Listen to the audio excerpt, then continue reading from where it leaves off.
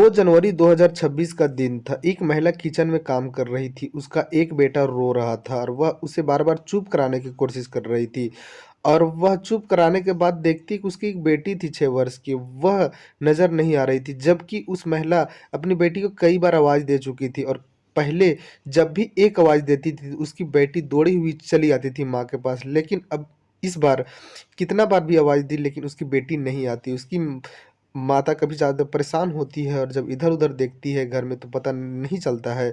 लेकिन थोड़ा देर बाद ही कुछ आवाज़ सुनाई देता है और वह महिला जब बाहर निकलती है और एक खेत की तरफ जाती है तो देखती है एक बच्ची छत पे से गिरी है और जब सामने जाती है तो देखती है कि उसी का बेटी गिरी हुई है और उसके शरीर पे जगह-जगह काफ़ी ज़्यादा चोट का निशान है और काफ़ी ज़्यादा ब्लड बह रहा है। वह महिला चीख पड़ती है।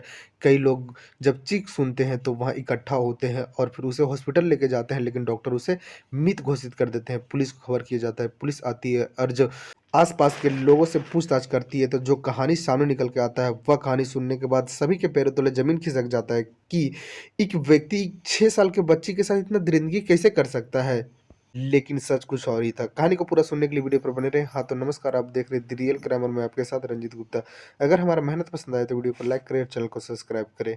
इस तरह की कहानी सुनने का शौकीन है तो बेल आइकन दबा लें ताकि इस तरह की कहानी सबसे पहले आप तक पहुँच सके।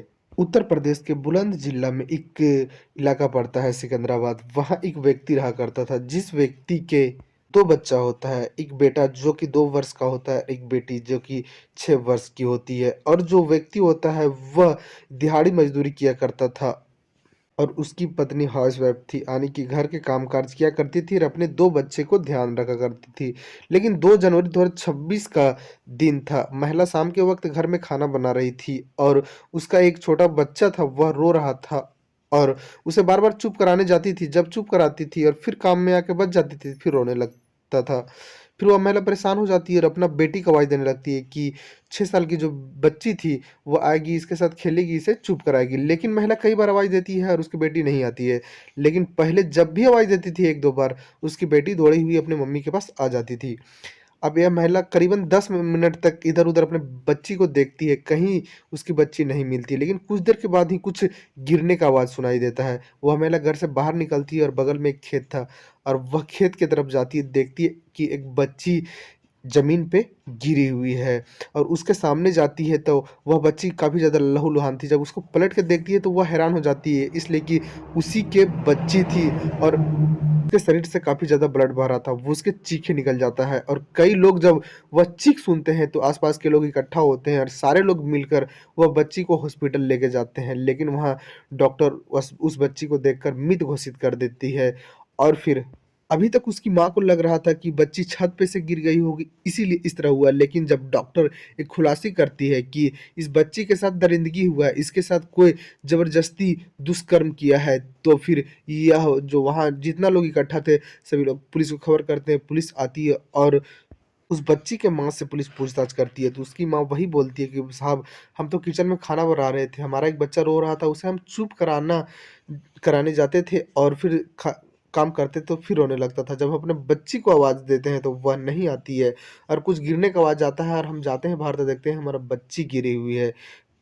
लेकिन जब से डॉक्टर बोले थे कि इसके साथ दुष्कर्म हुआ, तब से उसकी माँ के ध्यान में एक स बात आ रहा था कि उसके जो घर के छत पे 2 लोग रहा करते थे और वही 2 लोग पे उस महिला का शक हो रहा था। फिर वह महिला बताती है कि हमारे घर के छत पे 2 लोग रहा करते हैं, हमें उसी पर शक है। पुलिस उसके घर पे आती है तो वह जो 2 लोग थे, वह कहीं फरार हो चुके थे। पुलिस उसके लोकेशन खंगालती है और कॉल डिटेल खंगालती है, तो पता चलता है कि एक जगह ये दोनों व्यक्ति छुपे हुए हैं। वहाँ जाती है पुलिस इन लोगों को पकड़ने के लिए, तो ये दोनों भागने की कोशिश करती है, तो पुलिस मजबूरन गोली चलाती है और दोनों को पैर में गोली लगता है। फिर पुलिस दोनों को पकड़ती है और उसे इलाज के लिए हॉस्पिटल लेके आती है और इलाज के बाद जब उससे पुलिस पूछताछ करती है, तो वो दोनों लोग अपना जुर्म कबूल कर लेते हैं और बोलते हैं, साहब हाँ, इसका कत्ल हम ही किए हैं और इसके साथ जो दुष्कर्म हुआ है वह हम ही किए हैं। वह दोनों लोग बताते हैं कि साहब हम लोग शाम के वक़्त बैठ के दारू पी रहे थे और यह बच्ची खेलने के लिए हम लोग के पास अक्सर आया करती थी और उस दिन भी 2 जनवरी का दिन था और वह खेलने के लिए आई हुई थी, लेकिन हम लोग शराब के नशा में थे और हम लोग के मन में कुछ और ही बात चलने लगा। हम लोग का देखने का नज़रिया ही कुछ अलग हो गया और हम दोनों बच्ची को पकड़ते हैं और उसके साथ ज़बरदस्ती करने लगते हैं।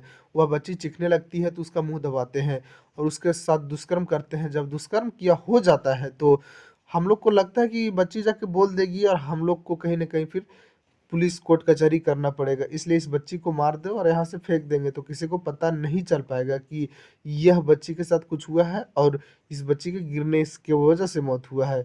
और ये दोनों लोग ऐसे ही करते हैं, उस बच्ची को मारने के बाद छत पे से फेंक देते हैं।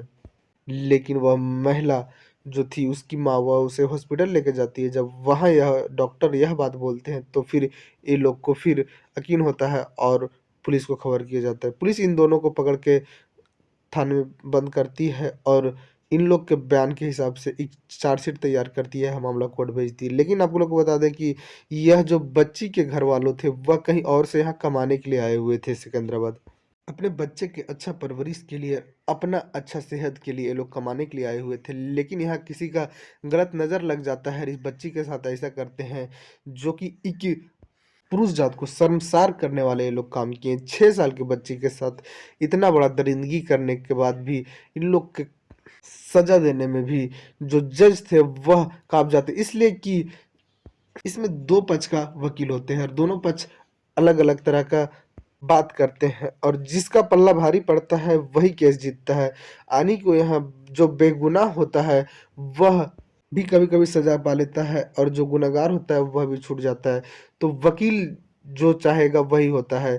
तो जज भी इसमें तुरंत ही किसी के ऊपर फैसला नहीं सुना सकता है और तुरंत ही किसी को फांसी नहीं दे सकता। इसलिए कि जैसा मजबूत वकील मिलेगा वैसा ही कोर्ट में काम होता है, वैसा ही कातिल को या तो फिर रेपिस्ट को सज़ा मिल पाता है। लेकिन जब इस बच्ची के घरवालों इस बच्ची के लाश को लेकर अपने जहाँ जिस जगह पे रहते थे, उस जगह पे पहुँचते हैं तो वहाँ लोग फिर इकट्ठा होते हैं और वहाँ रोड जाम करते हैं।